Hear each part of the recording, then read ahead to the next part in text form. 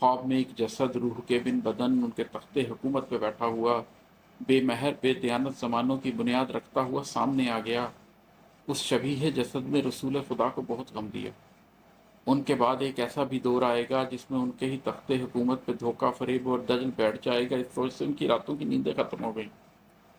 अपने हैकल से मंसूब कल की उम्मीदें भी कम हो गईं। वो समझने लगे उनके बाद इस हुकूमत की ख्वाहिश ज़माने को किस रुख पे ले जाएगी।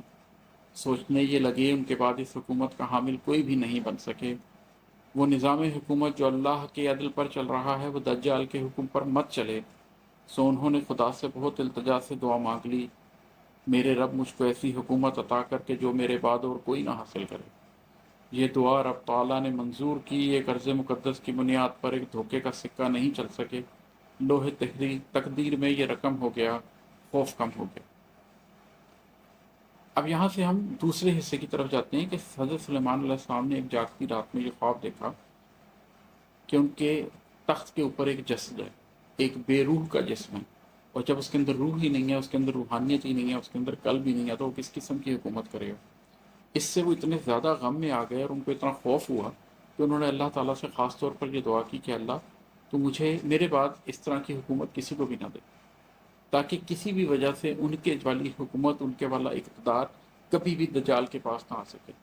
ये दुआ अल्लाह ताला ने कबूल कर ली और यही वजह है कि दज्जाल अब आखिरी ज़माने में आकर वो सब कुछ कर नहीं सकेगा। वो आएगा ज़रूर, लेकिन सिर्फ 40 दिन के लिए आएगा, जिसमें से सिर्फ 37 दिन आपके और मेरे दिनों की तरह होंगे, और उसके बाद ईसा अलैहिस्सलाम के हाथों से उसका कत्ल कर दिया जाएगा। तो वो एक ज़माना बहुत थोड़ी मुद्दत के लिए आएगा, एक टेस्ट के तौर पर आएगा, लेकिन बातिल हक के ऊपर कायम नहीं रह सकेगा। पर जसद ने भी एक चाल चलनी ही थी। दज्जाल को, जसद को एक चाल तो बहरहाल चलनी थी। उसने अपने मकसद को हासिल करने के लिए कोशिश तो करनी ही है। जब सुलेमान दुनिया से वापस गए तो असा पर जसद का तसल्लुत हुआ और दज्जाल दुनिया में दाखिल हुआ।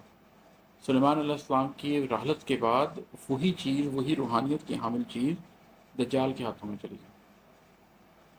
और वो जिन जो असा के असर में मुसलसल गिरफ्तार थे, आज तक वो इसी सोच में रात दिन कारे बेकार करने में मसरूफ़ हैं, अपनी बेगार करने में मसरूफ़ हैं।